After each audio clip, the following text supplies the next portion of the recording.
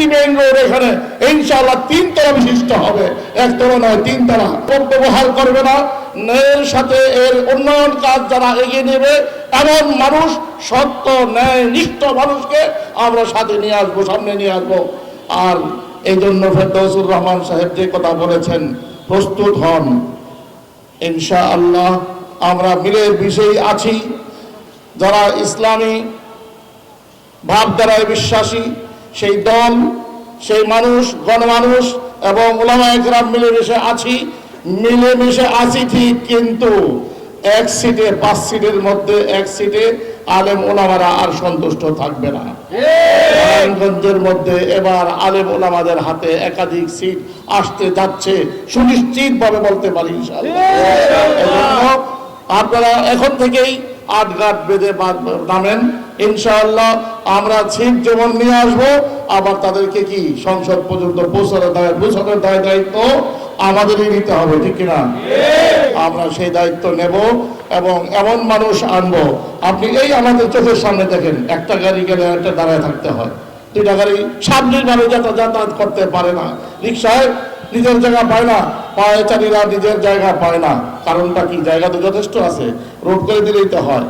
Road 506 গুণ বাড়বে, উপরের দিকে 3 তলা হবে ইনশাআল্লাহ আমরা ক্ষমতায় আসলে। নারায়ণগঞ্জ এমন থাকবে না, ফকিরনি মার্কা থাকবে না।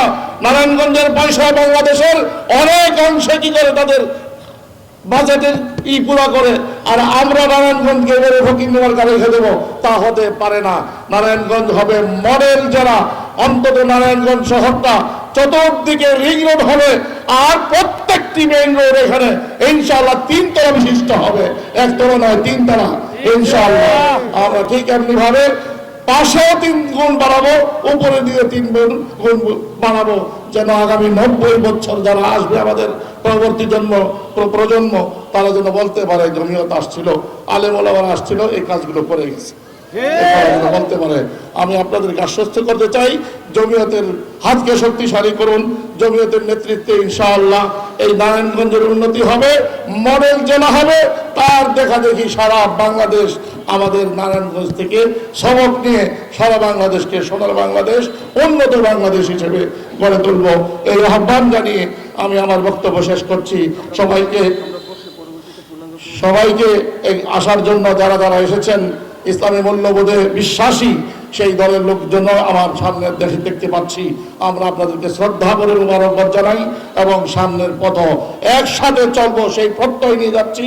এবং আমরা একসাথে যতদিন থাকবো ততদিন বোরকা আর কামিজওয়ালারা এখানে আসতে পারবে না ইনশাআল্লাহ। ভোট চোরের জায়গা এখানে হবে না, মাদক যারা এখানে লালন করেছে তাদের এখানে জায়গা হবে না ইনশাআল্লাহ। এটা আমাদের সাংবাদিক ভাইরা যারা আসছেন তাদেরকে ধন্যবাদ জানাই এবং আপনারা আমাদের